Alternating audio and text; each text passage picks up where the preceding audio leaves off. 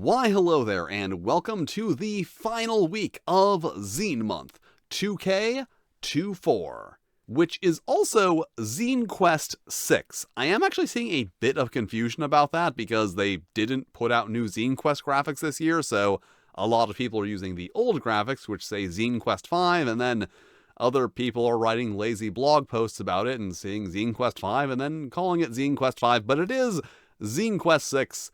And it's just going to be even more confusing next year. Anyway, week 4 means that I'll be looking at week 3 projects. I explained how that works in the previous video, so if you want a rambling explanation of time, watch the week 2 video.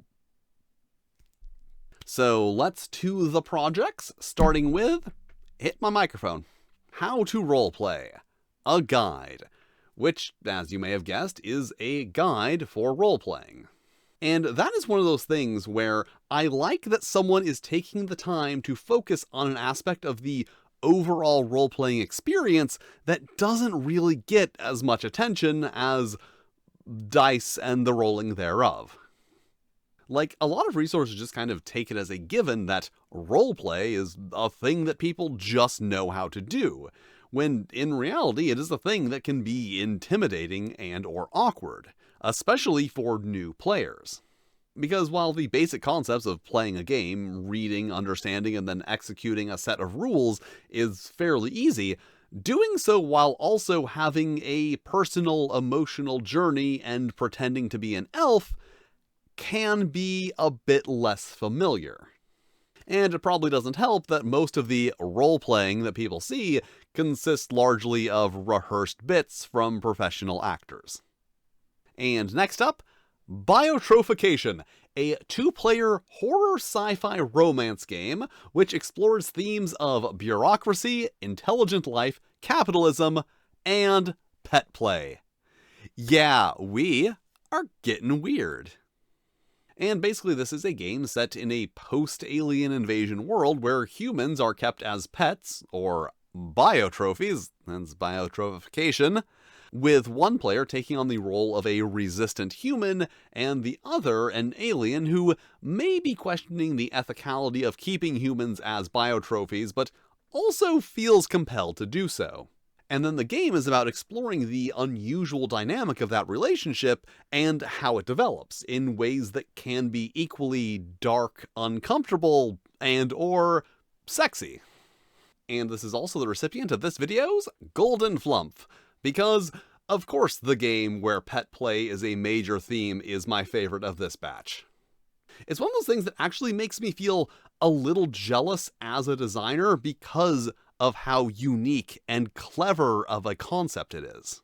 And also, as stated in the previous few videos, I am a strong advocate for sexual degeneracy, both in and out of games, and especially seeing more kink concepts being introduced into tabletop role-playing games.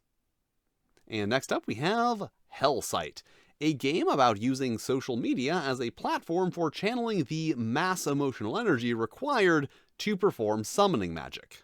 And I really like the idea of taking a fairly mundane and arguably at times destructive aspect of our modern social media experience and examining it through a more fantastical lens. Although I suppose the big thing here is that this is also a game that uses a social media feed as part of its mechanics, in place of dice or other randomizers, and that is one of those things that, whether or not it even works well, you just do have to respect the creativity of trying to do something like that. And next up we have Borg, a Mork-Borg-based game where you play as insects and spiders. Not like insects with little swords and adventures or insects in outer space. No, just regular insects doing regular insect stuff. And they really go to the extra mile to that end. Like to the point that your character has a finite lifespan which is likely to expire during the course of the game. And then any bonuses you have accrued can be passed on to your offspring if you are able to breed before your life expires. I mean, not sure exactly how that would work for ants, bees, and termites because of the whole mostly sterile thing, but it's an interesting sounding game, even if it is not 100% accurate to the particular insects that are being discussed. And, you know, I'm an invertebrate zoology nerd, and I just have the luxury of being able to select games based on the fact that they happen to align with an interest of mine. See the last video where I selected a game just because it was based on slasher movies. And finally, we have The Haunting of Cliff Cove, a game described as Hanna-Barbera meets Mario Bava. And essentially, you play as a group of young people in a van, solving mysteries. Except that the mysteries you are solving are a bit more grisly than you might have seen in the cartoons. So kind of like Scooby-Doo and the Bay of Blood.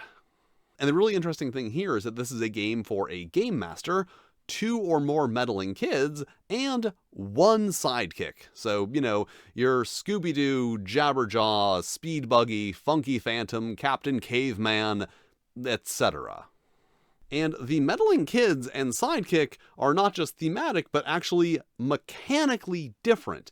And that idea, having multiple types of player character that are functionally different, is an idea that I think is really cool, and one that I have not seen explored all that much.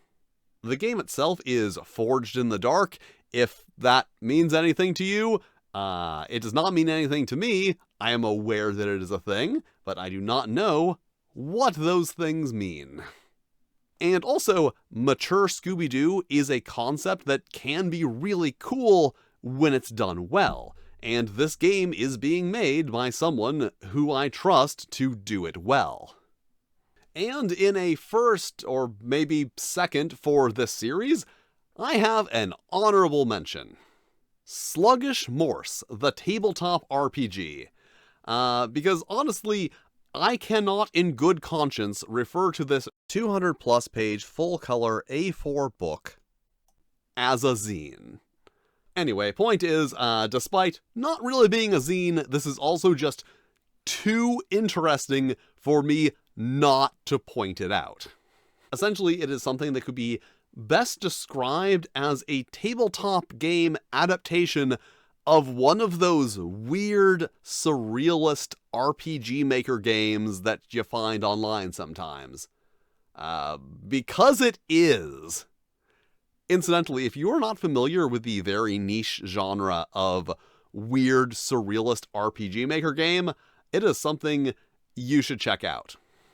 So basically, it is just a very weird game based on some very weird games that are weird in the very specific way that I find immensely appealing. And of course, before I go, I must once again remind you about Dinosaur Erotica, the role-playing game. A game of absurd romance for 2 players. Or more, if that's what you're into. The Erotica-ist dinosaur-related role-playing game of 2024, and therefore, the most important. And there are still a few weeks to back that, so check out the link in the description, along with links to all of the other projects discussed in this video, and back it. Or not. I mean, it's really up to you.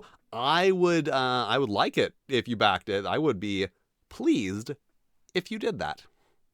I mean, I'd be pleased if you backed all the projects in this video, because supporting independent creators is very important, especially on the internet.